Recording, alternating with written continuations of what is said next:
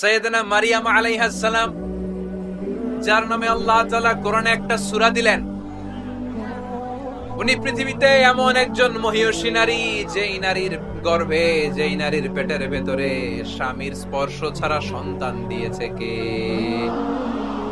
সাইয়েদনা ঈসা আলাইহিস সালাম পেটে আসলেন। মারিয়াম আলাইহিস সালাম লজ্জা পেলেন।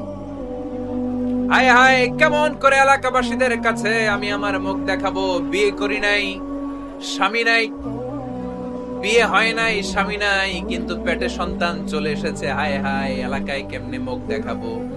লজ্জায় পড়ে মারিয়াম আলাইহিস সালাম এলাকা থেকে চলে গেলেন। কি অবাক করা কাণ্ড! বাচ্চা ভূমিষ্ঠ হওয়ার জন্য, বড় হওয়ার জন্য 6 মাস 7 মাস লাগে নাই, পেটে বাচ্চা আসার সাথে সাথে বাচ্চাটারে বড় করে দিয়েছে কে? সাইয়েদাতুনা মারিয়াম আলাইহিস সালাম এবার বসে বললেন, বুঝতে আরম্ভ করলেন প্রেগন্যান্সির পেইন উঠেছে।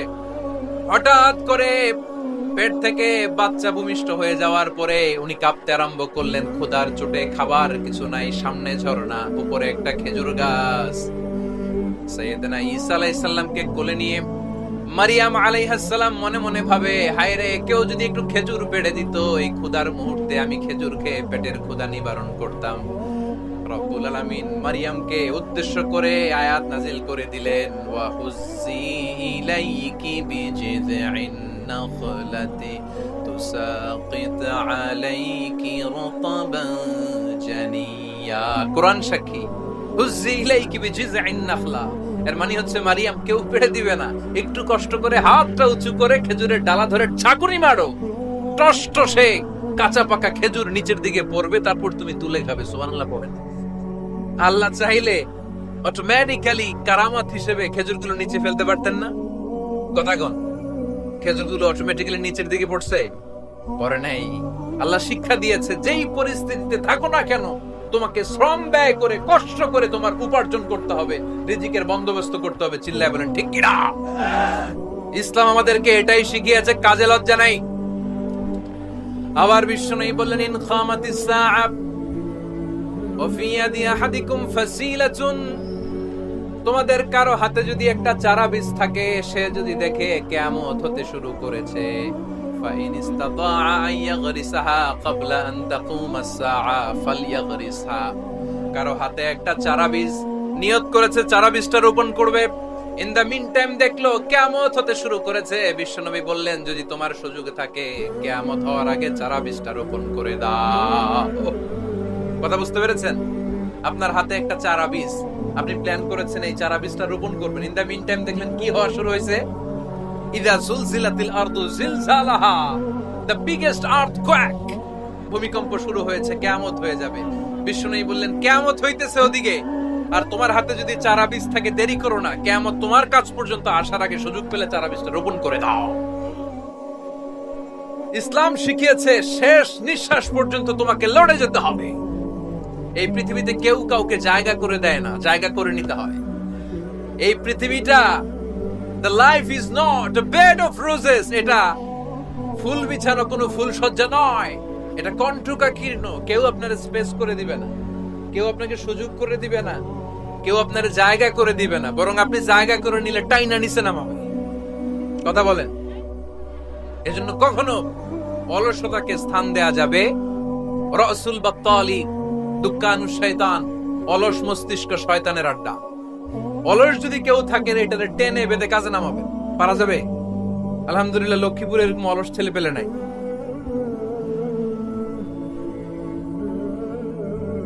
আছে? আমরা আজকে অলসতাকে নো বলে যাবো এই মাহফিল থেকে। অলসতাকে আমরা কি বলবো? আওয়াজ করে বলতে হবে, অলসতাকে কি বলবো আমরা? মুমিনের জীবনে কোনো অলসতা নাই। অলস হয় মুনাফিকরা। অলস হয় কারা? চিল্লায় বলতে হবে। মুমিনরা অলস হয়। অলস হয় কারা? এজন্য কোরআনে আল্লাহ একথাও বলে দিলেন, ওয়াইদা কামু ইলাস সালাতি কামু কুসালা ইউরাউনান নাসা ওয়ালা ইয়াযকুরুনাল্লাহা ইল্লা কালিলা। সুবহানাল্লাহ পড়েন। মুনাফিকরা যখন মানুষকে দেখানোর জন্য নামাজে যায়, ওই নামাজে তাদের ইখলাস নাই, ওই নামাজের ভেতরে তাদের কোনো খুশু খুদু নাই, ওই নামাজের ভেতরে আছে শুধু অলসতা। ওই নামাজে কি আছে? কিন্তু আমরা যখন নামাজে যাই আমাদের অলসতা আছে? আমরা নামাজ পড়লে আমাদের হৃদয়টারে সজীব করে দেয় কে? আমরা উযু করলে আমাদের মনটাকে চাঙ্গা করে দেয় কে? আমরা মসজিদে ঢুকলে হৃদয়টাকে প্রাণবন্ত করে দেয় কে? মুমিন উযু করলে চাঙ্গা হয়। বিষ্ণু ঈসা ইসলাম বললেন, ইয়াকিদু শাইতানু আলা কাফিয়াতি রাসি আহাদিকুম ইযা নাম। খেয়াল করে শুনবেন লক্ষ্মীপুরের ভাইরা, চমৎকার একটা হাদিস। আমরা যখন ঘুমোতে যাই, শয়তান আমাদের প্রত্যেকের মাথার পিছনে 3টা অলসতার গিট মারে। কয়টা? আওয়াজ করে বলেন। 3টা অলসতার গিট মারে। ইয়াকিদু শাইতানু আলা কাফিয়াতি রাসি আহাদিকুম সালাসা উকাব। 3টা গিট মারে যখন আমরা ঘুমোতে যাই। অলসতার 3টা গিট মেরে আমাদের কানের সামনে এসে ফিসফিস করে মন্ত্র পড়তে থাকে, আলাইসা লাইলুন তাওয়িলুন ফারকুদ, আলাইসা লাইলুন তাওয়িলুন ফারকুদ। বিশাল লম্বা রাত, ঘুমাও। অনেক সময় আছে, ঘুমাও। রাত 5টা বেজে যাচ্ছে, তাহাজ্জুদের সময় শেষ হয়ে যাচ্ছে, তখনও শয়তান বলে রাত অনেক লম্বা, ঘুমাও। ফজরের সময় পার হয়ে যাচ্ছে, সূর্য উঠে যাচ্ছে, শয়তান বলে আলাইসা লাইলুন তাওয়িলুন ফারকুদ, এখনো অনেক সময় আছে, লম্বা লম্বা লম্বা চৌড়া রাত পড়ে আছে, তুমি ঘুমাও। বিশ্বনবী বললেন, ফাইন ইস্তাইকাযা ওয়া যাকারাল্লাহ ইনহাল্লাত উকদা। আমার উম্মতের কেউ যখন ঘুম থেকে জেগে ঘুম থেকে ওঠার দোয়া পড়া শুরু করে দেয়, অলসতার প্রথম গিটটা সাথে সাথে খুলে দেয় কে? আপনি ঘুম থেকে উঠেই যখন ঘুম থেকে ওঠার দোয়া পড়বেন, আপনার অলসতার প্রথম গিট খুলে দেয় কে? ঘুম থেকে ওঠার দোয়াটা কি? আলহামদুলিল্লাহিল্লাযী আহইয়ানা বা'দামা আমাতানা ওয়া ইলাইহিন নুশুর। প্রশংসা সে আল্লাহ, যে আল্লাহ আমাদেরকে লম্বা একটা ঘুম শেষে, মৃত্যু শেষে আমাদেরকে ঘুম থেকে উঠালেন। এই দোয়াটা পড়ার সাথে সাথে শয়তান যে 3টা গিট মারছে, ওই 3টার একটা খুলে দেয় কে? ফাইন তাওয়াদ্দা ইনহাল্লাত উকদা। ঘুম থেকে জেগে ঘুমের দোয়া পড়ার পরে যখন কেউ ওযু করে ফেলে, অলসতার দ্বিতীয় গিটটাও খুলে দেয় কে? ওযু করার পরে ফাইন সাল্লাত ইনহাল্লাত উকদা। নামাজের মুসল্লায় দাঁড়িয়ে যখন নামাজ শুরু করে দেয়, অলসতার 3 নাম্বার গিটটাও খুলে দেয় কে? 3টা গিট যখন খুলে দেয়, বিষ্ণু ঈসা ইসলাম বললেন, ফাআসবাহা নাশীতাল কলব। নাশীত, তখন মুমিন বান্দা সজীব হয়ে ওঠে, প্রাণবন্ত হয়ে ওঠে, উচ্ছ্বসিত হয়ে ওঠে। ওয়া ইল্লা খাবিসান নাফসি কাসলান। আর যদি ঘুমিয়ে থাকে, 3টা গিট তার মাথার পেছনে শয়তানের অলসতার লেগে থাকে, তাহলে তার দিনটা শুরু হয় অলসতা দিয়ে, আর সে হয় অলসতার রাজা। চিল্লায় কোন ঠিক কিনা? এজন্য আমরা কি অলস হতে চাই না কর্মঠ হতে চাই? কোন নবীরা কি অলস ছিলেন? পৃথিবীতে কোন নবী অলস ছিলেন? সব নবী কর্মঠ ছিলেন। বিষ্ণু ঈসা ইসলাম বললেন, মা বাআসাল্লাহু নাবিয়্যান ইল্লা রাআল গানাম। এই পৃথিবীতে এমন কোন নবী নাই যেই নবী বকরি চড়ায় নাই। কি চড়ায় নাই? বকরিরে আপনারা লক্ষ্মীপুরের ভাষায় কি বলেন? কি বলেন? ছাগল। তো পৃথিবীতে এমন কোন নবী নাই যেই নবী কি চড়ায় নাই? ছাগল চড়ায় নাই। সাহাবারা বললেন, ইয়া রাসূলুল্লাহ আনতা কাযালিক? আপনিও ছাগল চড়াইছেন? বিষ্ণু ঈসা ইসলাম বললেন, না, আমিও ছাগল চড়িয়েছি। ওয়া ইন্নী আরআহা আলা কারারাইতি আহলি মক্কা। আমি তো মক্কাবাসীদের অল্প কিছু পয়সার বিনিময়ে তাদের ছাগলগুলোকে চড়িয়ে দিতাম। সুবহানাল্লাহ পড়বেন না? বিষ্ণু ঈসা ইসলাম ছাগল চড়াতেন। ছাগল চড়ানো সহজ কাজ না কঠিন কাজ? কেন কঠিন এটা? হ্যাঁ, এরা খুঁটি মারে। হ্যাঁ, কি করে? বসে থাকতে হয়। তো ছাগল যারা পালে তারা জানে ছাগল পালা কত কষ্ট। ওরা ডানে টান দিলেও কই যায়, রশি ধরে বায়ে টান দিলে কই যায়, সামনে টানলে কই যায়, পিছনে টানলে কই যায়। সারা সপ্তাহ আপনি সময় পান না এটারে গোসল করাবেন। ভাবলেন আজকে জুমার দিন আমিও গোসল করি, এটারে গোসল করাই। এটারে আপনি পুকুর ঘাটে নিবেন, টান দিছেন, ওর বাপের কিরা ও 1 ইঞ্চিও সামনে যাবে না। ঠিক কি না? এইটারা প্রাণী। আল্লাহর কি কি মহিমা! আল্লাহ তাআলা পৃথিবীর সবচেয়ে শ্রেষ্ঠতম মানুষদেরকে ছাগল চড়িয়ে ছেড়েছেন। ঠিক কি না? মা বাআসাল্লাহু নাবিয়্যান ইল্লা রাআল গানাম। এই পৃথিবীতে এমন কোন নবী ছিল না যে নবীরা ছাগল চড়ায় নাই। আল্লাহ বুঝাতে চাইলেন ছাগল চড়ানো অনেক কষ্টের কাজ। অনেক ধৈর্যের প্রয়োজন। এখন নবীরা তোমরা ছাগল চড়াও, কিছুদিন পর ছাগলের চেয়েও টেরা জাতি মানুষ চড়াইতো। মানুষের মধ্যে টেরা আছে না নাই? ভালো বললে ভালোটা বুঝে না, ডানে যেতে গেলে বায়ে যায়, বায়ে যেতে বললে ডাইনে যায়, এরকম আছে না নাই? সম্মানিত ভাইয়েরা, সমস্ত আম্বিয়া আলাইহিমুস সালাম ওনারা কর্মঠ ছিলেন। সাইয়েদনা আদম আলাইহিস সালাম নিজ হাতে চারা গাছ রোপণ করে চাষাবাদের কাজ করেছেন, সুবহানাল্লাহ পড়েন। সাইয়েদনা ইব্রাহিম আলাইহিস সালাম চাষাবাদের কাজ করেছেন। সাইয়েদনা দাউদ আলাইহিস সালাম নিজ হাতে যুদ্ধের জন্য যে পোশাক পরতে হয়, যেটা পরলে গায়ের মধ্যে ছুরি মারলেও ঢুকে না, ওই শিরস্ত্রাণ বানিয়েছেন, নিজ হাতে তলোয়ার বানিয়েছেন, সুবহানাল্লাহ পড়েন। সাইয়েদনা মুসা আলাইহিস সালাম ছাগল চড়িয়েছেন। সাইয়েদনা মুসা আলাইহিস সালামের মেজাজ নরম না গরম? নবীদের মধ্যে সবচেয়ে বেশি মেজাজওয়ালা নবী ছিলেন মুসা আলাইহিস সালাম। উনিও 8 থেকে 10 বছর সাইয়েদনা শুআয়ব আলাইহিস সালামের এরিয়াতে ছাগল চড়িয়েছেন। চিল্লায়ে বলেন সুবহানাল্লাহ। এজন্য নবীরা যেহেতু কাজ করেছেন, কর্মঠ ছিলেন, আমরাও কর্মঠ হব, ঠিক কিনা? সাহাবারাও কর্মঠ ছিলেন, বিশ্বনবীর সাহাবারাও ব্যবসা করতেন। সাইয়েদনা আবু বকরের বিশাল ব্যবসা প্রতিষ্ঠান ছিল, সুবহানাল্লাহ পড়েন। আপনারা হজ উমরা করেছেন কে কে দেখি? করছেন? মাশাআল্লাহ। যারা করে নাই আল্লাহ তাদেরকে আল্লাহর ঘর জিয়ারতের তুমি নসিব করো। বিশ্বনবীর মাকবারার সামনে দাঁড়িয়ে আমরা যেন সালাম পেশ করতে পারি, তুমি নসিব করো। বাইতুল্লাহ শরীফে এবং মসজিদ নববীতে আমরা যেন সালাত আদায় করতে পারে, আল্লাহ তুমি নসিব করো। সাইয়েদনা আবু বকর রাদিয়াল্লাহু তাআলা আনহুর ব্যবসা প্রতিষ্ঠান ছিল মক্কার কাবা ঘরের পাশেই। ওনার ব্যবসা প্রতিষ্ঠানগুলো যেখানে ছিল ঠিক ওইখানে সৌদি সরকার এখন শপিং মল বানিয়ে দিয়েছে, মাতজার আবু বকর। মক্কা শহরের যেখানে বহিরাগতরা এসে ওখানে ছাগল, ওখানে ঘোড়া, উট এগুলো রাখতো, আস্তাবল রাখতো, ঘোড়া আর উট যেখানে রাখা হতো ঠিক ওই জায়গায় সৌদি সরকার ওটার পার্কিং লট বানাই দিচ্ছে। মানে যেখানে আগে সাহাবাদের ব্যবসার জায়গা, ওইখানে বর্তমানে শপিং মল। যেখানে আগের সময়কাল সাহাবারা উট আর ঘোড়া রেখে বাঁধতো, ওইখানে এখন গাড়ি ঘোড়া রাখার ব্যবস্থা করা হয়েছে। সাইয়েদনা আবু বকর অনেক বড় ব্যবসায়ী ছিলেন। ওনার নিজ টাকা দিয়ে হাবাসা থেকে আসা সাইয়েদনা বেলালকে তিনি 20,000 স্বর্ণ মুদ্রা দিয়ে উমাইয়া ইবনে খালাফের কবল থেকে তিনি মুক্ত করেছেন। সাইয়েদনা উসমান যুন্নুরাইন বড় ব্যবসায়ী ছিলেন। নিজের টাকা দিয়ে মদিনার মুসলমানেরা পানি খেতে পারে না, বিইরে রুমা নামে একটা কুয়া ছিল, এই কুয়ার মালিক ছিল ইহুদি। মুসলমানেরা পানি খেতে গেলে এসে বকা দিত, পানি খেতে দিত না। বিশ্বনবী বললেন, আমার সাহাবীদের মধ্যে এমন কি কেউ নাই নিজের অর্থায়নে বিইরে রুমা কিনে মুসলমানদেরকে দিয়ে দিবে? সাইয়েদনা উসমান যুন্নুরাইন বলল, ইয়া রাসূলুল্লাহ, আপনার খেদমতে আমি হাজির। মুহূর্তের মধ্যে সাইয়েদনা উসমান যুন্নুরাইন নিজের অর্থায়নে বিইরে রুমাটা কিনে মুসলমানদের জন্য সদকা করে দিয়েছে। তো ব্যবসা না করলে, কর্মঠ না হলে, উপার্জন না হলে সদকা করা যাবে? চিল্লায় বলেন করা যাবে। সুনানে তিরমিজির বর্ণনা, বিষ্ণু ঈসা ইসলাম মক্কা থেকে যত সাহাবারা হিজরত করে মদিনায় এসেছে, মদিনাতে কোন না কোন সাহাবার সাথে বিশ্বনবী ভ্রাতৃত্বের বন্ধনে আবদ্ধ করে দিয়েছে, সুবহানাল্লাহ পড়েন। এজন্য মক্কা থেকে যারা এসেছে এদেরকে বলে মুহাজির। এদেরকে কি বলে? আর মদিনায় যারা ছিল এদেরকে বলে আনসার। এদেরকে কি বলে? আওয়াজ করে উত্তর দিবেন। মক্কা থেকে যারা এসেছে তাদের নাম, আর যারা মদিনার সাহাবী তাদের নাম আনসার। আজকে এই মাহফিলে লক্ষ্মীপুর এর বাইরে থেকে কারা কারা আসছেন দেখি?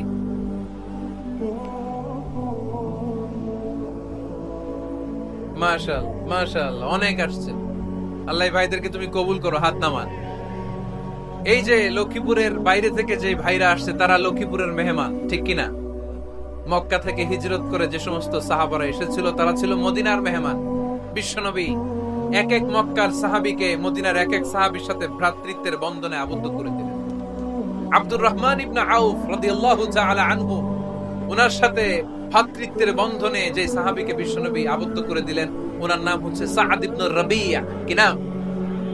মদিনার অনেক বড় ব্যবসায়ী। বিশ্বনবী বললেন, ও আব্দুর রহমান ইবনে আউফ, সম্পদ ছেড়ে দিয়ে, পরিবার ছেড়ে দিয়ে, স্থাবর অস্থাবর সব ছেড়ে দিয়ে আল্লাহ রাসূলের ভালোবাসায় মক্কা থেকে মদিনায় এসেছো। মদিনায় তোমার চিন্তা নাই, সাদ ইবনুর রবিকে আমি তোমার ভাই বানিয়ে দিলাম। সাদ ইবনুর রবি তোমার আপন ভাইয়ের মতো।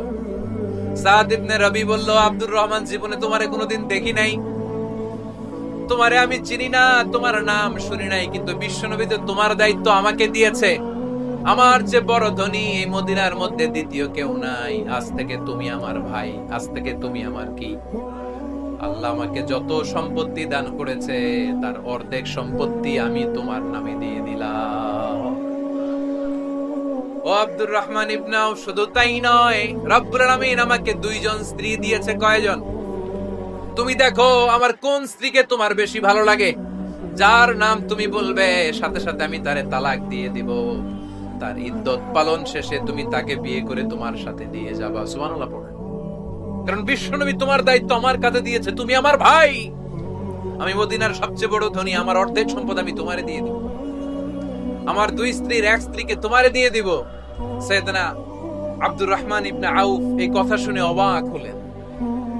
অবাক হয়ে উনিও এক অবাক কথা বললেন। উনি বললেন, লা হাজাতা লি ফি ইয়া আখি, ও আমার প্রাণের ভাই, তোমার কথা শুনে আমার হৃদয়টা ভরে গিয়েছে, কিন্তু তোমার সম্পদেরও দরকার আমার নাই, তোমার স্ত্রীরও দরকার আমার নাই। বারাকাল্লাহু ফি মালিক ওয়া লি আহলিক, আল্লাহ তোমার মালেও বরকত দেখ, তোমার সম্পদেও বরকত দেখ। তুমি শুধু একটু কষ্ট করবা। কি কষ্ট?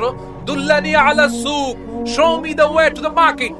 তুমি মদিনায় কোনো মার্কেট আছে কিনা, শপিং মল আছে কিনা, ব্যবসা প্রতিষ্ঠান আছে কিনা আমারে দেখায় দাও। সুবহানাল্লাহ পড়ে। আমরা হইলে কি করতাম? লক্ষ্মীপুরে যারা আসছে এদের একজনকে যদি বলা হয়, ভাই আপনি এখন থেকে লক্ষ্মীপুরের ভাই, আমার অর্ধেক সম্পদ আপনারে দিয়ে দিব, কি করবে? পায়ের উপর পা তুলে খাবে আর বলবে কি আনন্দ আকাশে বাতাসে, ঠিক কিনা? এরপর যদি বলি, ভাই আমার দুই বউ, যেটারে সুন্দর লাগে বলেন তালাক দিয়ে দেই, নিয়ে যান, কি বলবে? কি আনন্দ আকাশের বাতাস। আল্লাহ রাসূলের সাহাবী আব্দুর রহমান ইবনে আউফ বললেন, লা হাজাতা লি ফি, আমার দরকার নাই। দুল্লানি আলা সুক, just show me the way to market. এখানে মার্কেট কই আছে দেখায় দাও। অবাক হয়ে গেলেন সাদ বিন রবি। বললেন, ও আব্দুর রহমান ইবনে আউফ, ঠিক আছে, তুমি যদি নিতে না চাও তোমারে আমি জোর জবরদস্তি করব না। শুনে রাখো, মদিনাতে ইহুদিদের কয়নুকার একটা বাজার আছে। এই কথা বলার সাথে সাথে আব্দুর রহমান ইবনে আউফ চলে গেলেন। এর পরের দিন অল্প কিছু পনির আর ঘি দিয়ে ব্যবসা শুরু করলেন। পনির আর ঘিয়ের ব্যবসা করতে করতে করতে করতে ব্যবসায় তিনি এত লাভ করলেন, উনি বললেন, আমি যদি কখনো মদিনার বালুর মধ্যে হাত দিতাম, ওই বালুটারও সোনা বানায় দিত কে? দুল্লানি আলা সুক। লক্ষ্মীপুরের কর্মঠ যুবক ভাইয়েরা, এই আব্দুর রহমান ইবনে আউফ আমাদের প্রেরণা। উনি অন্যের ঘাড়ে পাড়া দিয়ে খেতে চায় নাই, আরেকজনের উপর ডিপেন্ডেন্ট বা নির্ভরশীল হতে চায় নাই। তিনি স্বাবলম্বী হওয়ার শিক্ষা, লেসন কিয়ামত পর্যন্ত গোটা বিশ্বের যুবকদের জন্য রেখে গিয়েছে। চিল্লায় বলো ঠিক কিনা? দুল্লানি আলা সুক, show me the way to market. Market কোথায় দেখাও। পনির আর ঘি নিয়ে ব্যবসা করতে করতে কয়েক মাসের ব্যবধানে ইতিহাস সাক্ষী সাইয়েদনা আব্দুর রহমান ইবনে আউফ মদিনার বিশাল বড় বিজনেস ম্যাগনেটে পরিণত হয়ে গেলেন। চিল্লায় পড়েন আল্লাহু আকবার। এজন্য ব্যবসার ভিতরে বরকত ঢুকিয়ে দিয়েছে কে?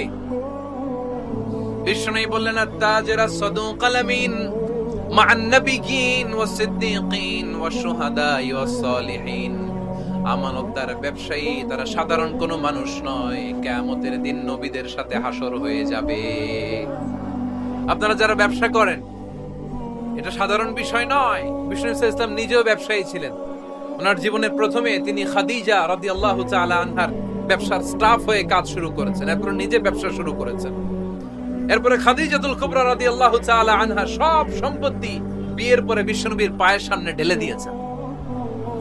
বললেন, ইয়া রাসূলুল্লাহ, এই সম্পদ আমি আপনাকে দিয়ে দিলাম, আপনি ইচ্ছামতো দিনের প্রয়োজনে খরচ করেন। সুবহানাল্লাহ পড়েন।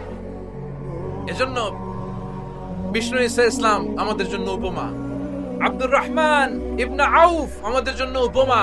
যারা ব্যবসা করেন তারা বিষ্ণু ইসলামের সুন্নাহ পালন করছেন। আত-তাজির আস-সাদুক আল-আমিন। বিষ্ণু বললেন, সত্যবাদী আমানতদার ব্যবসায়ী, যে ব্যবসা করতে যে মিথ্যা কথা বলে না। অনেক ব্যবসায়ীরা আছে পণ্য চালানোর জন্য মিথ্যা কথা বলে আর কসম কাটে, আছে না নাই? আহা, এমনটা করা যাবে? সকালবেলা স্ত্রীরে বলে, এই গরুগুলা বিক্রি করবো, তুই একটা দাম কত কমো? স্ত্রীরে শিখাই দিচ্ছে, এই গরুর দাম তুই 40,000। তো বউ বলে, ঠিক আছে, দাম কইলাম 40,000। তো এরপরে বাজারে যখন গরু বিক্রি করতে যায়, একজন যখন বলে যে ভাই এটা 30,000 টাকা দিয়ে কিনবো, কয় ভাই আল্লাহর কসম সকালে একজন 40,000 দাম কইছে, আমি দেই নাই। আছে না নাই? কৌশল করে, বউরে শিখাইছে সকালে, কয় তুই দাম কর 40,000। তো বাজারে যে সকালে একজন দাম করছে, দাম করে কইছে 40,000 দেই নাই, আপনারা 30,000 কেমনে দেই? এরকম ডাকাইতে আছে না নাই? আলহামদুলিল্লাহ লক্ষ্মীপুরে এরকম লোকজন নাই। আরে নাই, আমি কই নাই, এরা কই আছে। লক্ষ্মীপুরের মানুষ খুব ধার্মিক, আমি জানি। লক্ষ্মীপুর, নোয়াখালী, ফেনী এই বেল্টের লোকজন খুব আল্লাহওয়ালা। এদের মধ্যে আল্লাহওয়ালার সংখ্যা বেশি,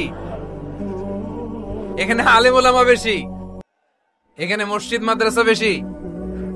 এই জন্য এই জেলাগুলোতে আল্লাহর রহমতও বেশি। আল্লাহ তুমি এই জেলার ছেলেবেলাদেরকে, এই জেলার লোকদেরকে তুমি কবুল করো, মা বোনদেরকে তুমি কবুল করো। সম্মানিত ভাইয়েরা, এজন্য আজকের মাহফিল থেকে আমরা যেটা শিখলাম সেটা হচ্ছে পরিশ্রমে কোনো লজ্জা আছে? আমরা কাজ করে খাবো, ঠিক কিনা? Never under estimate any job. যুবক ভাইয়েরা, লক্ষ্মীপুরের যুবক ছেলেরা, শুনতেছ? এরকম আওয়াজ করতে হবে, কান খাড়া করে শোনো। Never under estimate any job. কোন চাকরিকে ছোট করে দেখা যাবে, whether it's small or big, you don't care. এটার কেয়ার করা যাবে না। ছোট্ট চাকরি পাইলেই ঢুকে যাবা, বড় অফার আসলে পরে ঢুকবা। এটা ছোট কাজ, এটা হোটেলের ওয়েটার, এটা ছোট্ট স্টাফ, এটা কেরানি না। কাজ কাজই, কাজের মধ্যে কোনো ছোট বড় নাই। খেটে খাওয়া মানুষকে বিশ্বনবী অনেক সম্মান করতেন। বিশ্বনবী সাল্লাল্লাহু আলাইহি ওয়াসাল্লাম খেটে খাওয়া মানুষদেরকে এত ভালোবাসতেন, বিদায় হজের মতো এত গুরুত্বপূর্ণ ভাষণও এই মেহনতি মানুষদের কথা বাদ যায়নি। সুবহানাল্লাহ পড়বেন না? দিনটা ছিল জুমাবার। বিশ্বনবী সাল্লাল্লাহু আলাইহি ওয়াসাল্লাম আরাফাতের ময়দানে দাঁড়িয়ে ঐতিহাসিক একটা ভাষণ দিলেন। এই ভাষণের নাম হলো বিদায় হজের ভাষণ। এই বিদায় হজের ভাষণেও খেটে খাওয়া মানুষের কথা বিশ্বনবী বাদ দেয় না। বিশ্বনবী বলেছেন, আরিক্কাকুম, খবরদার অধীনস্থ কর্মচারীদের সাথে খারাপ আচরণ করো না। আতঈমুহুম মিম্মা তাকুলুন ওয়াকসুহুম মিম্মা তালবিসুন।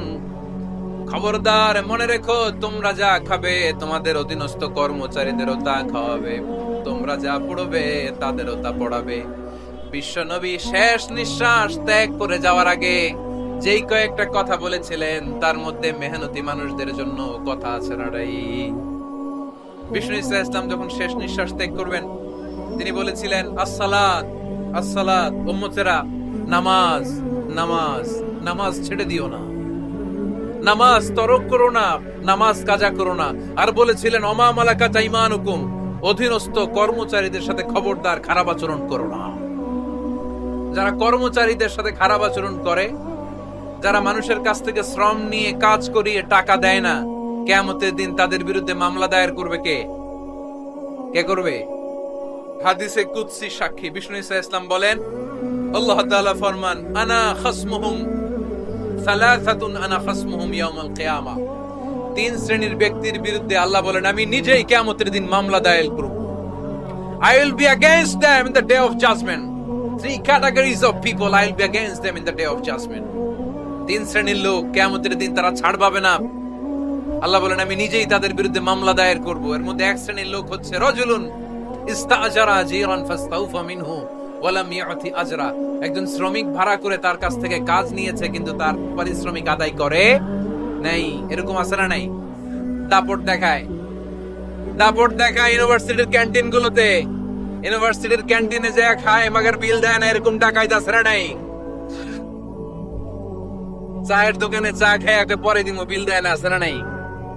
দোকানে যে পণ্য কিনে বিল দেয় না, পরে দিমো, আছে না নাই? কিয়ামতের দিন আল্লাহ তোর এই মাস্তানি ছুটাবে, চিল্লা এখন ঠিক কিনা?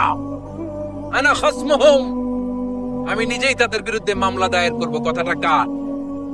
এজন্য বিশ্বনবী বললেন, খবরদার মেহনতি মানুষ, খেটে খাওয়া মানুষ, এদের দোয়া কবুল হয়ে যায়। আতুল আজিরা আজরাহু ক্বাবলা আন ইয়াজিফা আরাকুহু। খবরদার, বিশ্বনবী বললেন, শ্রমিকের ঘাম শুকিয়ে যাওয়ার আগে তাদের পারিশ্রমিক মিটিয়ে দাও। বিশ্বনবীর বিখ্যাত হাদিস, আতুল আজিরা আজরাহু ক্বাবলা আইয়াজিফা আরাকু। শ্রমিকের ঘাম মাটিতে লাগার আগে, শুকিয়ে যাওয়ার আগে তাদের পারিশ্রমিক মিটিয়ে দাও, কেননা তারা যদি বদদোয়া করে তোমার জীবনকে জাহান্নাম বানিয়ে দিবে কে? বিষ্ণু ইসলাম সব সময় খেটে খাওয়া মানুষদেরকে আগলে রাখতেন। সব সময় শুধু যে ভাষণে মেহনতি মানুষদের সাথে ভালো আচরণ করতে বলতেন, শ্রমিকদের সাথে ভালো আচরণ করতে বলতেন এমনটা নয়, ওনার ব্যক্তিগত জীবন ঘাটলেও দেখা যায় উনি শ্রমিকদের সাথে কেমন আচরণ করেছেন। বিষ্ণু ইসলামের একজন খাদেম ছিল, আপনারা তার নাম জানেন?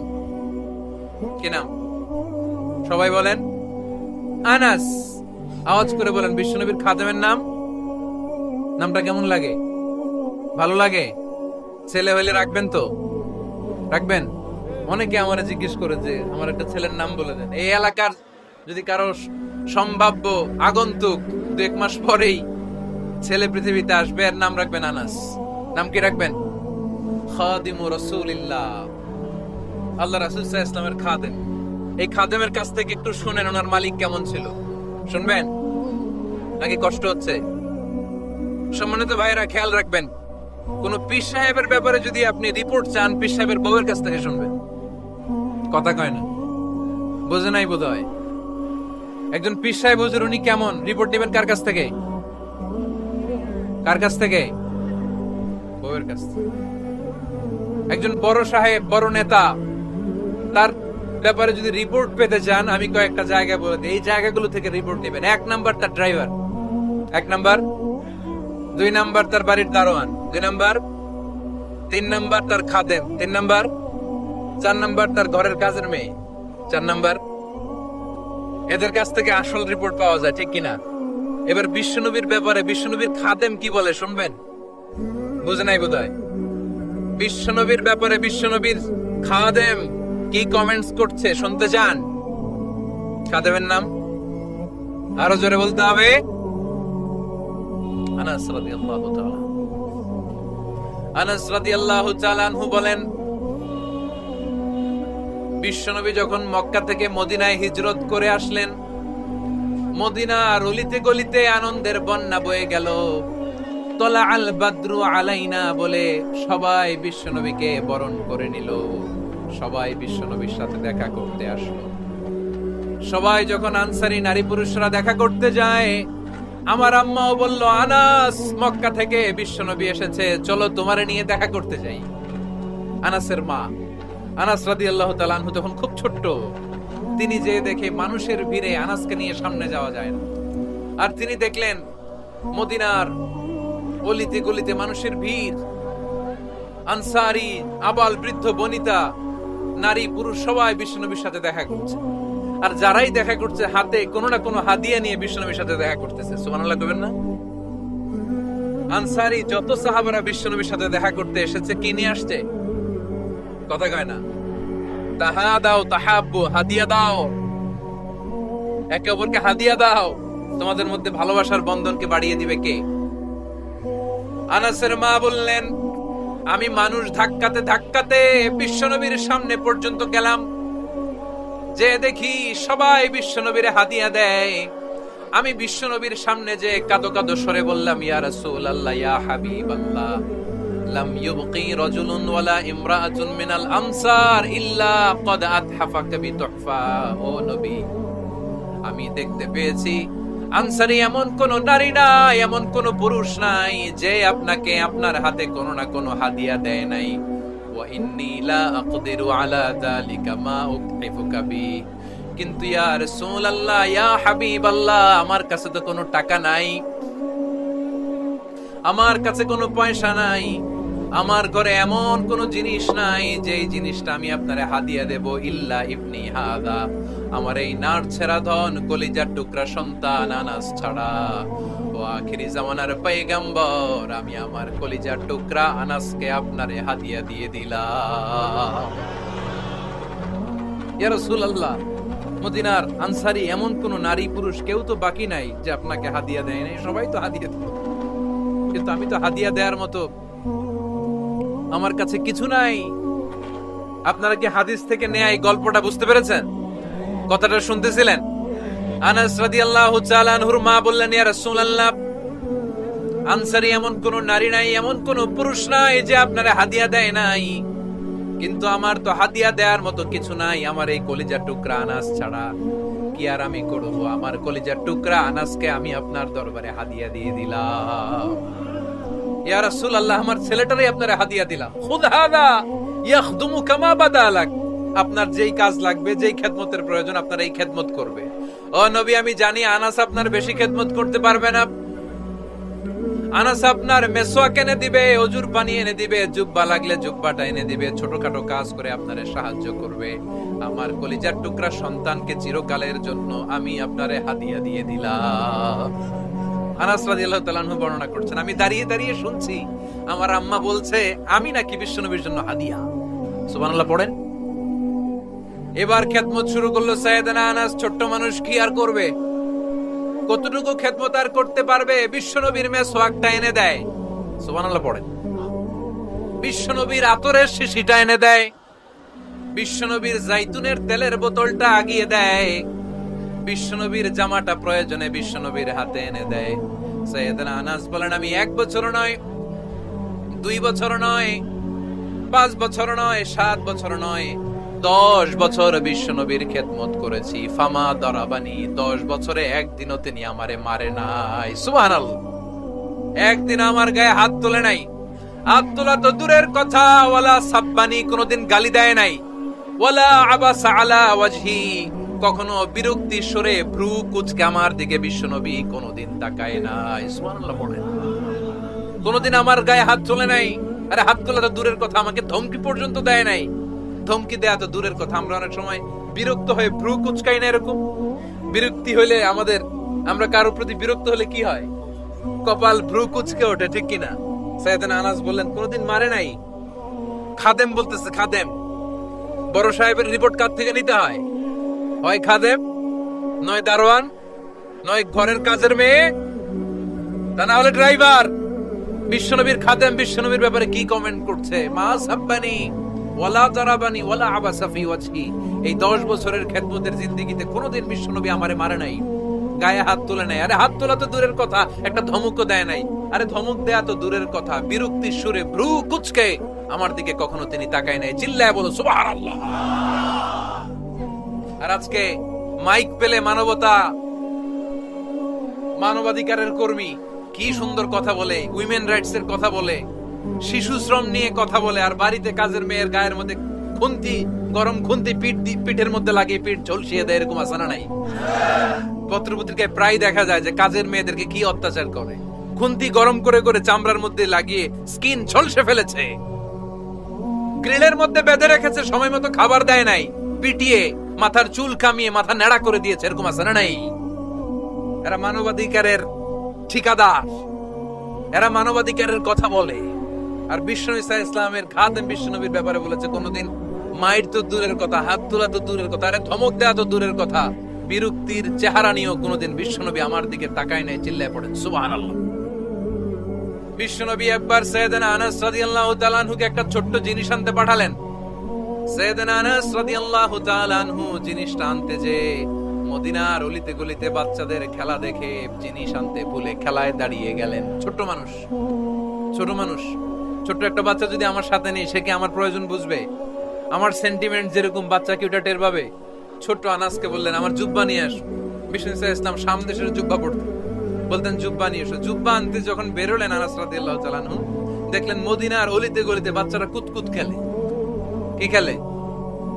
আপনারা খেলেন তো? এই খেলা দেখে আনাস রাদিয়াল্লাহু তাআলা আনহু ভুলে গেলেন যে বিশ্বনবীর জামা আনতে হবে। উনি ভুলে যে উনিও দাঁড়িয়ে খেলা দেখতে শুরু করলেন। এখন ঘন্টার পর ঘন্টা যায়, আনাসও আসে না, জামাও আসে না। বিশ্বনবী ভাবলেন, হায় রে, আনাস মনে হয় ভুলে গিয়েছে, কি আর করা যায়, নিজের জামা নিজেই নিয়ে আসি। বিশ্বনবী বের হলেন জামা আনতে। বের হয়েই দেখে মদিনার গলিতে বাচ্চারা খেলতেছে, ওইদিকে আনাস রাদিয়াল্লাহু আনহু দাঁড়ানো। বিষ্ণু ইসলাম কিছু বললেন না, যে উনিও আনাস রাদিয়াল্লাহু তাআলা আনহুর পাশে দাঁড়িয়ে খেলা দেখতে আরম্ভ করলেন। সুবহানাল্লাহ পড়বেন না? সাইয়েদনা আনাস খেলা দেখতে দেখতে হঠাৎ বিশ্বনবীর দিকে চোখ পড়ে গেছে। বিশ্বনবীর চোখের দিকে যখন সাইয়েদনা আনাস রাদিয়াল্লাহু তাআলা আনহুর চোখ পড়ে গেছে, সাইয়েদনা আনাস বলে, আমার কলিজাটা এখান থেকে এই দিকে চলে আসছে। ভয়ে। কিসে? ভয়ে। উনি বললেন আমার গলা শুকিয়ে যেতে আরম্ভ করলো, কাঁপতে লাগলাম। আয় হায়, এখন আমার মনে পড়ছে বিশ্বনবীর জামা আনতে পাঠাইছিল, ভুলে গেছে খেলার আবেশে পড়ে। উনি বললেন, বিশ্বনবী আমারে ধমক দেন নাই, আমার গায়ে হাত তোলেন নাই, জামা আনতে পাঠাইছি, এখানে খেলা দেখতেছো এটাও বলেন নাই, বিরক্তিও প্রকাশ করেন নাই। বিশ্বনবী শুধু একটা হাসি দিয়েছেন, স্মাইল। কি দিয়েছেন? একটা মুচকি হাসি দিয়েছেন। কি হাসি? সাইয়েদনা আনাস বলে, ওই যে ওই দিনের বিশ্বনবীর মুচকি হাসির শাসন, মরার আগের দিন পর্যন্ত আমি আনাসকে সোজা রাস্তায় রেখেছি, আর ডানে বায়ে নেই না। শাসন করতে জানলে লাঠি লাগে না, শাসন করতে জানলে ধমক লাগে না, শাসন করতে জানলে পিট্টি দেয়া লাগে না। মুচকি হাসি দিয়েও শাসন করা যায় কি যায় না? সাইয়েদনা আনাস বলেন, কোনদিন মারে নাই, কোনদিন ধমক দেয় নাই, সব সময় আমাকে আদর করেছে। চিল্লায় পড়েন সুবহানাল্লাহ। এজন্য সব সময় বিষ্ণু ইসা ইসলাম শ্রমিকদেরকে ভালোবাসতেন। শ্রমে কোনো লজ্জা নাই, লজ্জা হচ্ছে অলসতায়। আজ থেকে এই মাহফিল, এই এত বড় আয়োজন, এত বড় গ্যাদারিং তখনই সার্থক হবে যখন আমরা এই সিদ্ধান্তে আসতে পারবো যে আমরা অলস সময় কাটাবো না, আমরা আমাদের এই সময়গুলোকে প্রোডাক্টিভ ওয়েতে কাজে লাগাবো, কোনো না কোনো কাজের সাথে জড়িত হব। Never under estimate any job, whether it's big or small, বড় হোক বা ছোট হোক, কোনো কাজকে আমরা ছোট করে দেখবো না। যে কোনো কাজ করো না ভাই, যে কোনো কাজ করো তা যেন হয় সবার চেয়ে সবচেয়ে সুন্দর। আমাদের অবসর সময়গুলোকে কাজে লাগানোর দরকার আছে না নাই?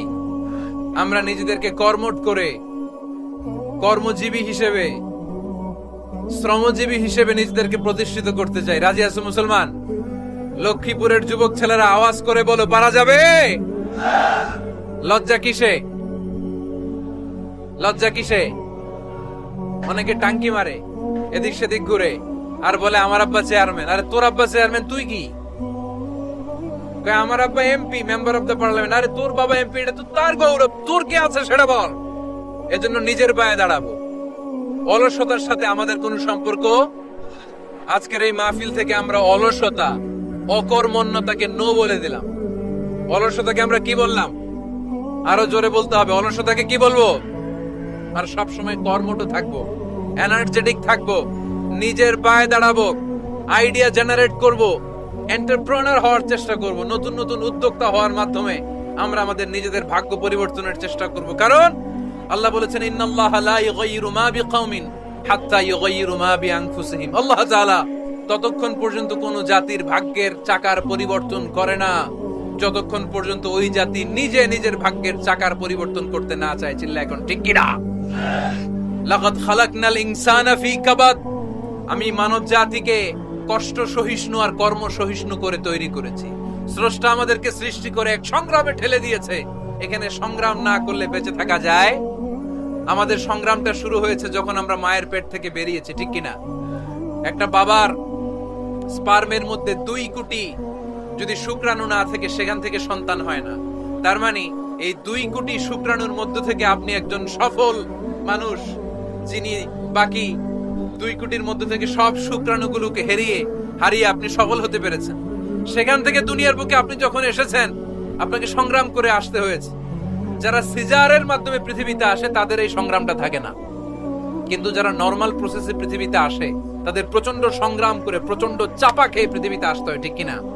কারণ আমাদের সাইজ ছিল অনেক বড়। আমাদের মায়ের যে অঙ্গটা দিয়ে আমরা পৃথিবীতে আসব, ওই জায়গাটা ছিল খুবই সরু। আমাকে সংগ্রাম করে, আমাকে যুদ্ধ করে, আমার নিজের অস্তিত্বের প্রমাণ দিয়ে চিৎকার মেরে এই পৃথিবীতে আসতে হয়েছে। চিল্লায় বলো ঠিক কিনা? অবাক হয়ে গেলেন সাদ বিন রবি, বললেন, ও আব্দুর রহমান ইবনে আউফ, ঠিক আছে, তুমি যদি নিতে না চাও তোমারে আমি জোর জবরদস্তি করব না। শুনে রাখো, মদিনাতে ইহুদিদের কয়নুকার একটা বাজার আছে। এই কথা বলার সাথে সাথে আব্দুর রহমান ইবনে আউফ চলে গেলেন। এর পরের দিন অল্প কিছু পনির আর ঘি দিয়ে ব্যবসা শুরু করলেন। পনির আর ঘিয়ের ব্যবসা করতে করতে ব্যবসায় তিনি এত লাভ করলেন, উনি বললেন, আমি যদি কখনো মদিনার বালুর মধ্যে হাত দিতাম, ওই বালুটারও সোনা বানায় দিত কে?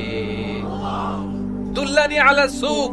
লক্ষ্মীপুরের কর্মঠ যুবক ভাইয়েরা, এই আব্দুর রহমান ইবনে আউফ আমাদের প্রেরণা।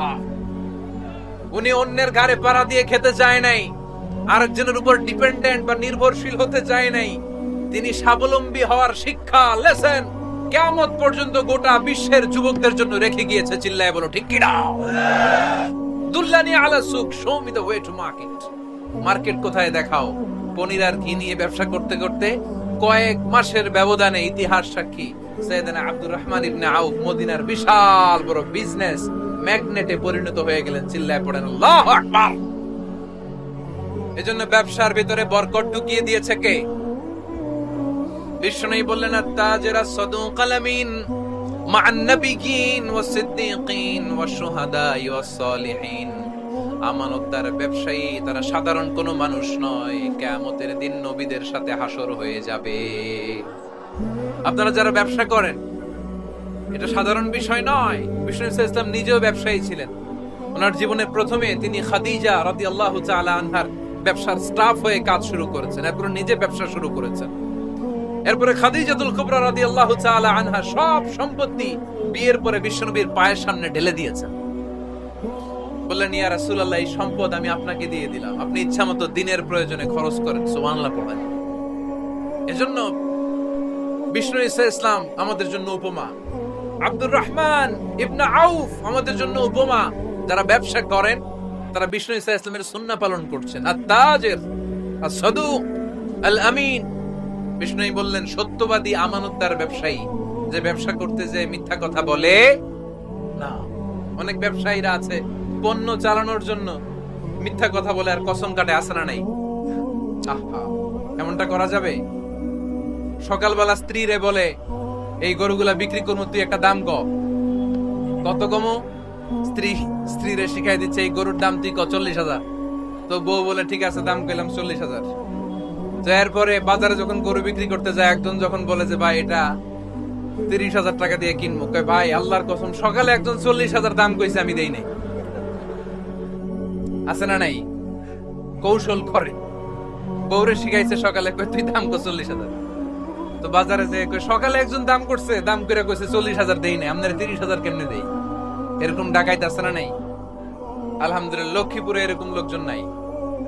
আরে নাই, আমি কই নাই, এরা কই আছে। লক্ষ্মীপুরের মানুষ খুব ধার্মিক, আমি জানি। লক্ষ্মীপুর, নোয়াখালী, ফেনী এই বেল্টের লোকজন খুব আল্লাহওয়ালা। এদের মধ্যে আল্লাহওয়ালার সংখ্যা বেশি, এখানে আলেম ওলামা বেশি, এখানে মসজিদ মাদ্রাসা বেশি। এই জন্য এই জেলাগুলোতে আল্লাহর রহমতও বেশি। আল্লাহ তুমি এই জেলার ছেলেবেলাদেরকে, এই জেলার লোকদেরকে তুমি কবুল করো, মা বোনদেরকে তুমি কবুল করো। সম্মানিত ভাইয়েরা, এজন্য আজকের মাহফিল থেকে আমরা যেটা শিখলাম সেটা হচ্ছে, পরিশ্রমে কোনো লজ্জা আছে? আমরা কাজ করে খাবো, ঠিক কিনা? Never under estimate any job. যুবক ভাইয়েরা, লক্ষ্মীপুরের যুবক ছেলেরা, শুনতেছ? এরকম আওয়াজ করতে হবে, কান খাড়া করে শোনো। Never under estimate any job. কোন চাকরিকে ছোট করে দেখা যাবে, whether it's small or big, you don't care. এটার কেয়ার করা যাবে না। ছোট্ট চাকরি পাইলেই ঢুকে যাবা, বড় অফার আসলে পরে ঢুকবা। এটা ছোট কাজ, এটা হোটেলের ওয়েটার, এটা ছোট্ট স্টাফ, এটা কেরানি না। কাজ কাজই, কাজের মধ্যে কোনো ছোট বড় নাই। খেটে খাওয়া মানুষকে বিশ্বনবী অনেক সম্মান করতেন। বিষ্ণু ইসলাম খেটে খাওয়া মানুষদেরকে এত ভালোবাসতেন, বিদায় হজের মতো এত গুরুত্বপূর্ণ ভাষণও এই মেহনতি মানুষদের কথা বাদ যায়নি। সুবহানাল্লাহ পড়বেন না? দিনটা ছিল জুমাবার।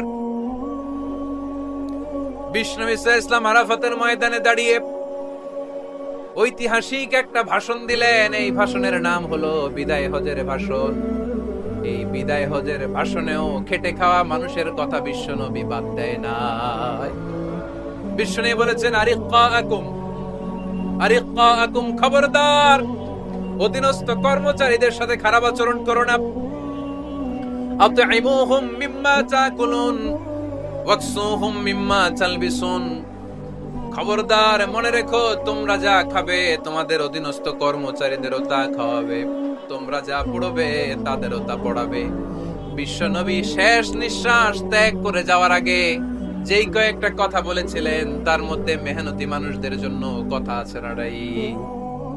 বিষ্ণু ইসলাম যখন শেষ নিঃশ্বাস ত্যাগ করবেন তিনি বলেছিলেন আসসালাত আসসালাত, উম্মতেরা নামাজ নামাজ নামাজ ছেড়ে দিও না, নামাজ তরক করো না, নামাজ কাজা করো না।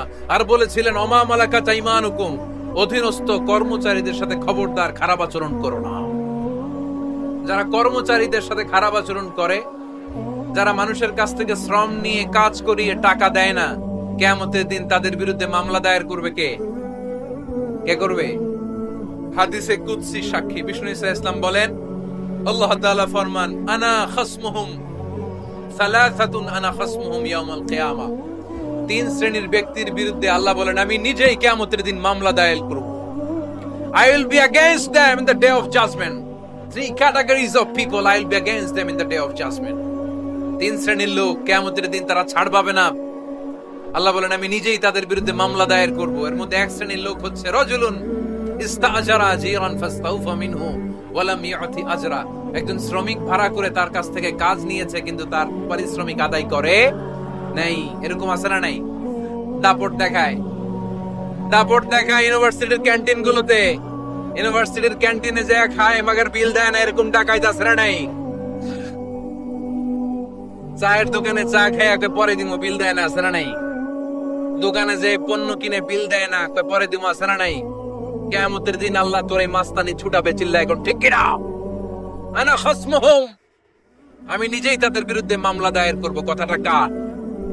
এজন্য বিশ্বনবী বললেন খবরদার, মেহনতি মানুষ, খেটে খাওয়া মানুষ, এদের দোয়া কবুল হয়ে যায়।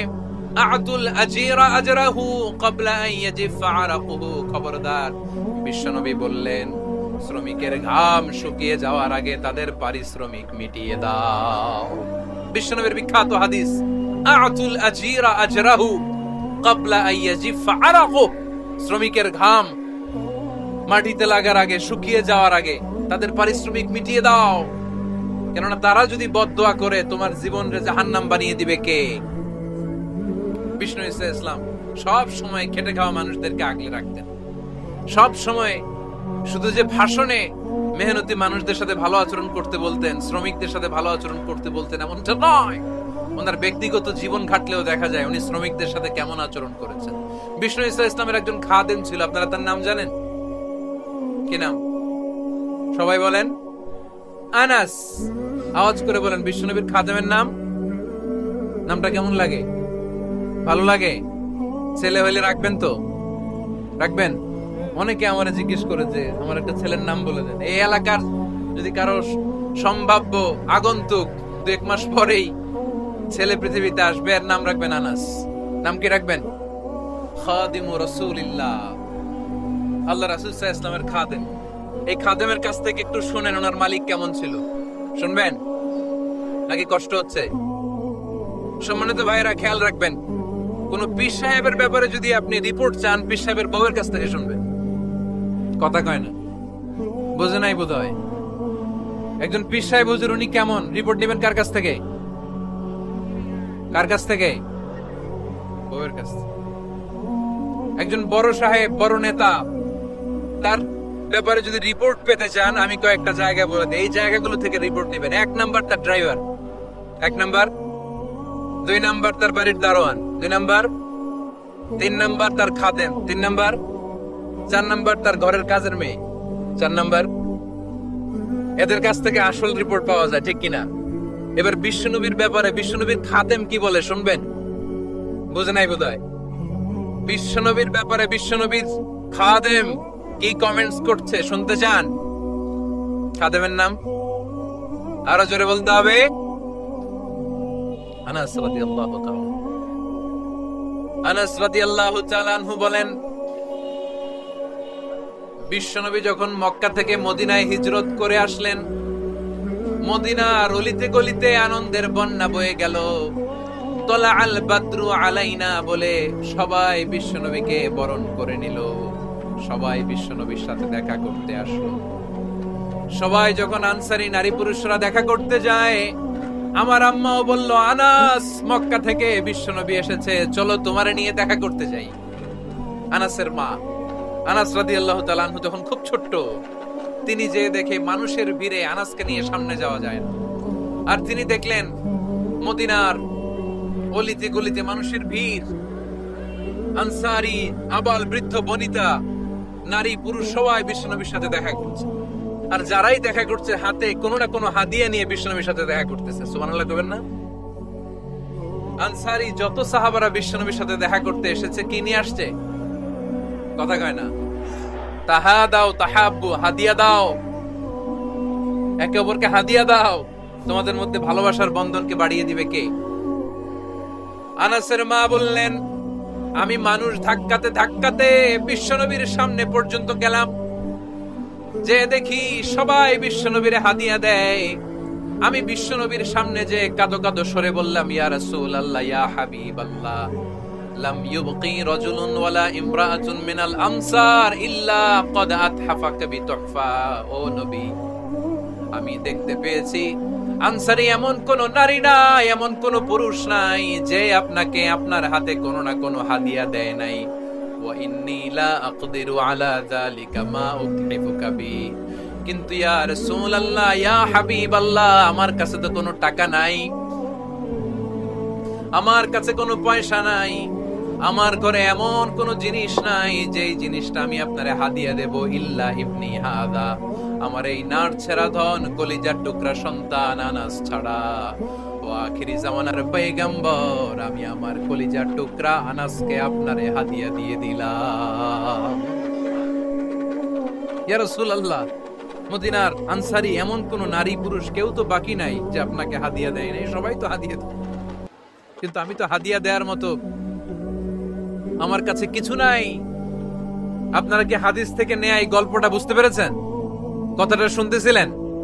আনাস রাদিয়াল্লাহু তাআলা আনহুর মা বললেন, ইয়া রাসূলুল্লাহ, আনসারী এমন কোন নারী নাই, এমন কোন পুরুষ নাই যে আপনারা হাদিয়া দেয় নাই, কিন্তু আমার তো হাদিয়া দেওয়ার মতো কিছু নাই আমার এই কলিজার টুকরা আনাস ছাড়া। কি আর আমি করব? আমার কলিজার টুকরা আনাসকে আমি আপনার দরবারে হাদিয়া দিয়ে দিলাম। ইয়া রাসূলুল্লাহ, আমার ছেলেটারই আপনারে হাদিয়া দিলাম। খুদ হাদা ইয়াখদুমু কামা বাদালাক, আপনার যেই কাজ লাগবে, যেই খেদমতের প্রয়োজন, আপনার এই খেদমত করবে। ও নবী, আমি জানি আনাস আপনার বেশি খেদমত করতে পারবে না। আনাস আপনার মেসওয়াক এনে দিবে, অজুর পানি এনে দিবে, জুব্বা লাগলে জুব্বাটা এনে দিবে, ছোটখাটো কাজ করে আপনারে সাহায্য করবে। আমার কলিজার টুকরা সন্তানকে চিরকালের জন্য আমি আপনারে হাদিয়া দিয়ে দিলাম। আনাস রাদিয়াল্লাহু তাআলা আনহু বর্ণনা করছেন, আমি দাঁড়িয়ে দাঁড়িয়ে শুনছি আমার আম্মা বলছে আমি নাকি বিশ্বনবীর জন্য হাদিয়া। সুবহানাল্লাহ পড়েন। এবার খেদমত শুরু করলো সাইয়েদনা আনাস। ছোট্ট মানুষ কি আর করবে? কতটুকু খেদমত আর করতে পারবে? বিশ্বনবীর মেসওয়াকটা এনে দেয়। সুবহানাল্লাহ পড়েন। বিশ্বনবীর আতরের শিশিটা এনে দেয়, বিশ্বনবীর জাইতুনের তেলের বোতলটা আগিয়ে দেয়, বিশ্বনবীর জামাটা প্রয়োজনে বিশ্বনবীর হাতে এনে দেয়। সাইয়েদনা আনাস বলেন, আমি 1 বছর নয়, 2 বছর নয়, 5 বছর নয়, 7 বছর নয়, 10 বছর বিশ্বনবীর খেদমত করেছি। ফামা দরাবানি, 10 বছরে একদিনও তিনি আমারে মারে নাই। সুবহানাল্লাহ। একদিন আমার গায়ে হাত তোলে নাই। হাত তোলা তো দূরের কথা, ওয়ালা সাব্বানি, কোনদিন গালি দেয় নাই। ওয়ালা আবাসা আলা ওয়াজহি, কখনো বিরক্তি সরে ভ্রু কুঁচকে আমার দিকে বিশ্বনবী কোনদিন তাকায় নাই। সুবহানাল্লাহ পড়েন। কোনদিন আমার গায়ে হাত তোলে নাই। আরে হাত তোলা তো দূরের কথা, আমাকে ধমকি পর্যন্ত দেয় নাই। ধমকি দেয়া তো দূরের কথা, আমরা অনেক সময় বিরক্ত হয়ে ভ্রু কুঁচকাই না। এরকম বিরক্তি হইলে আমরা কারোর প্রতি বিরক্ত হলে কি হয়? কপাল ভ্রু কুঁচকে ওঠে, ঠিক কিনা? সাইয়েদনা আনাস বললেন, কোনদিন মারে নাই। খাদেম বলতেছে, খাদেম, বড় সাহেবের রিপোর্ট কার থেকে নিতে হয়? হয় খাদেম, নয় দারোয়ান, নয় ঘরের কাজের মেয়ে, তা না হলে ড্রাইভার। বিশ্বনবীর খাদেম বিশ্বনবীর ব্যাপারে কি কমেন্ট করছে? মা সাব্বানি ওয়ালা দারাবানি ওয়ালা আবাসা ফি ওয়াজহি। এই 10 বছরের খেদমতের জিন্দেগিতে কোনোদিন বিশ্বনবী আমারে মারে নাই, গায়ে হাত তুলে নাই। আরে হাত তোলা তো দূরের কথা, একটা ধমকও দেয় নাই। আরে ধমক দেয়া তো দূরের কথা, বিরক্তির সুরে ভ্রু কুঁচকে আমার দিকে কখনো তিনি তাকায় নাই। চিল্লায় বলো সুবহানাল্লাহ। আর আজকে মাইক পেলে মানবতা মানবাধিকারের কর্মী, কি সুন্দর কথা বলে, উইমেন রাইটস এর কথা বলে, শিশু শ্রম নিয়ে কথা বলে, আর বাড়িতে কাজের মেয়ের গায়ের মধ্যে খুন্তি, গরম খুন্তি পিঠের মধ্যে লাগিয়ে পিঠ ঝলসিয়ে দেয়, এরকম আছে না নাই? পত্রপত্রিকায় প্রায় দেখা যায় যে কাজের মেয়েদেরকে কি অত্যাচার করে, খুন্তি গরম করে করে চামড়ার মধ্যে লাগিয়ে স্কিন ঝলসে ফেলেছে, গ্রিলের মধ্যে বেঁধে রেখেছে, সময় মতো খাবার দেয় নাই, পিটিয়ে মাথার চুল কামিয়ে মাথা নেড়া করে দিয়েছে, এরকম আছে না নাই? এরা মানবাধিকারের ঠিকাদার, এরা মানবাধিকারের কথা বলে। আর বিশ্বনবী সাল্লাল্লাহু আলাইহি ইসলামের খাদেম বিশ্বনবীর ব্যাপারে বলেছে, কোনদিন মাইর তো দূরের কথা, হাত তোলা তো দূরের কথা, আরে ধমক দেওয়া তো দূরের কথা, বিরক্তির চেহারা নিয়েও কোনদিন বিশ্বনবী আমার দিকে তাকায় নাই। চিল্লায় পড়েন সুবহানাল্লাহ। বিশ্বনবী একবার সাইয়েদনা আনাস রাদিয়াল্লাহু তাআলা আনহুকে একটা ছোট্ট জিনিস আনতে পাঠালেন। সাইয়েদনা আনাস রাদিয়াল্লাহু তাআলা আনহু জিনিসটা আনতে যে মদিনার অলিতে গলিতে বাচ্চাদের খেলা দেখে জিনিস আনতে ভুলে খেলায় দাঁড়িয়ে গেলেন। ছোট মানুষ, ছোট্ট একটা বাচ্চা যদি আমার সাথে নেই, সে কি আমার প্রয়োজন বুঝবে? আমার সেন্টিমেন্ট যেরকম, বাচ্চা কি ওটা টের পাবে? ছোট্ট আনাসকে বললেন, আমার জুব্বা নিয়ে আসো। বিষ্ণু ইসলাম শাম দেশের জুব্বা পড়তেন, বলতেন জুব্বা নিয়ে এসো। জুব্বা আনতে যখন বেরোলেন আনাস রাদিয়াল্লাহু তাআলা আনহু, দেখলেন মদিনার অলিতে গলিতে বাচ্চারা কুতকুত খেলে। কি খেলে? আপনারা খেলেন?